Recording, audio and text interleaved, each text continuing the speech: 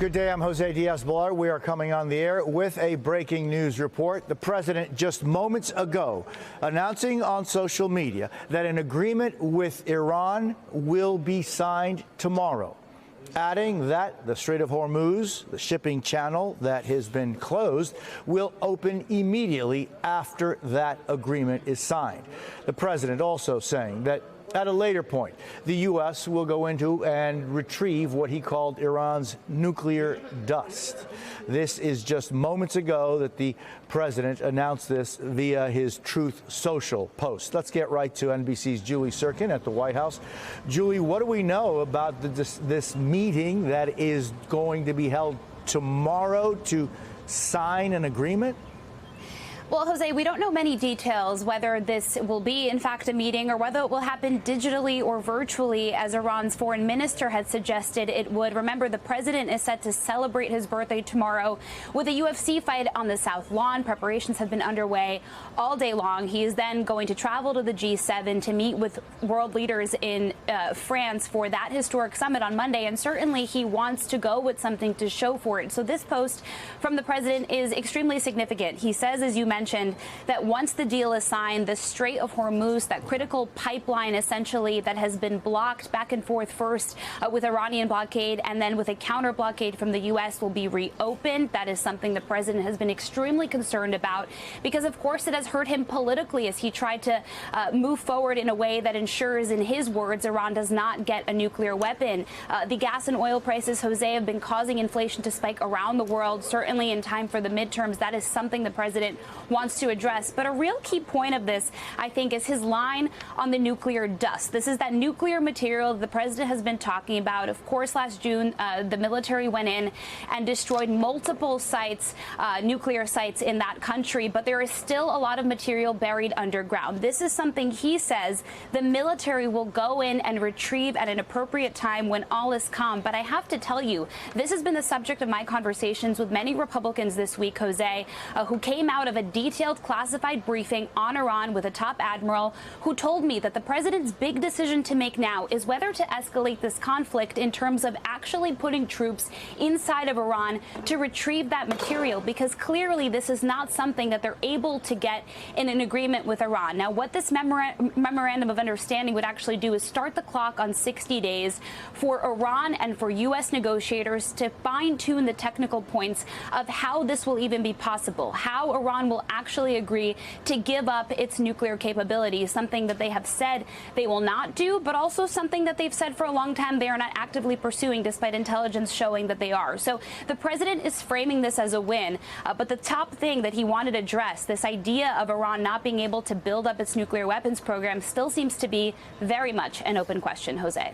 Yeah, Julie, as we look at specifically the wording of this Truth Social post, and I want to go into that with you a little bit because it's a rather long post, but he says, my agreement with Iran is the exact opposite of what President Obama's deal with Iran meant, nor there's no nuclear weapon. In fact, the president says they no longer want a nuclear weapon, nor will they have one, either through purchase, development, or any other form of procurement. Julie, this seems to imply that Iran has agreed to never have a nuclear weapon. I think that would really shock and surprise not only people who perhaps aren't rooting for the president in this moment, but also his allies who have been supportive of this war effort, who have been by and large supportive of the initial war act back at the end of February when the president took out Khamenei, the leader of Iran's regime, when he's taken all of those steps dating back to last June, as I mentioned, to try and subvert some of Iran's nuclear capabilities. This is something that regime has not given up for years, if not decades. It's why we saw the JCPOA agreement negotiated and signed under President Obama, and it is why you've heard the President Trump repeatedly, though he criticized that agreement, saying it would have expired anyway. It was temporary.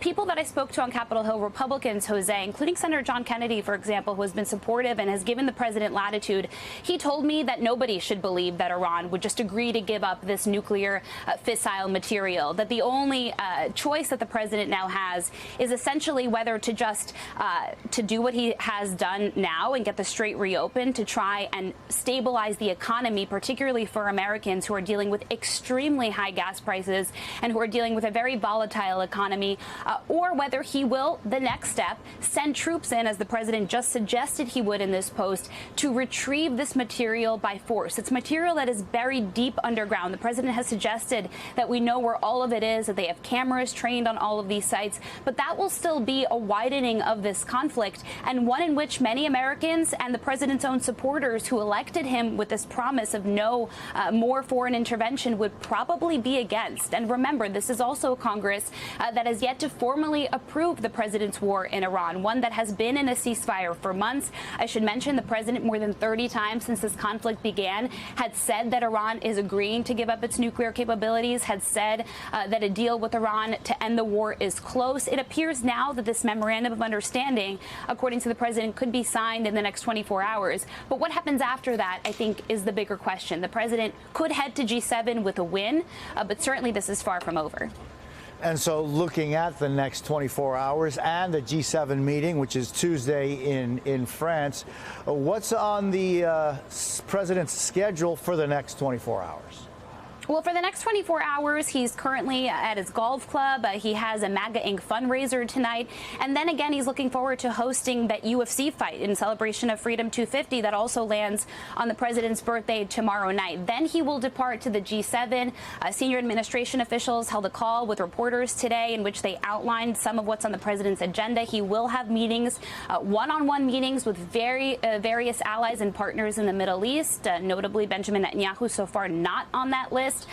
The Israeli prime minister has been lukewarm in receiving this memorandum of understanding, skeptical on the nuclear component of it, as are many others, as I have mentioned. But the president certainly hoping that this issue is one that he can address in a positive way. We know that he wants to talk to his allies more about helping out in the Strait of Hormuz. This is something that he's been talking about several times in the course of this conflict. But certainly this is a big statement from the president that they are getting ready to sign, to put pen to paper when it comes to this agreement. We heard some positive vibes, if you will, from the Iranian leaders as well, including the foreign minister. But still daylight, it seems, when it comes to this issue of a nuclear weapon. The president, senior administration officials saying that it could be part of this deal. But again, I think this post really says it all. That last sentence there, the second to last sentence, explaining that when all is calm, at the appropriate time, the president says we will go in and get the nuclear dust. The only way to really do that is by putting boots on the ground, which we know even Republicans have been against. Jose. Julie Tsirkin at the White House, thank you so very much. That concludes this breaking news report. We will have much more coverage ahead as this story develops online at NBCNews.com and a full wrap-up tonight on NBC Nightly News. I'm Jose Diaz-Balart. Thank you for the privilege of your time. We thank you for watching, and remember, stay updated on breaking news and top stories on the NBC News app or watch live on our YouTube channel.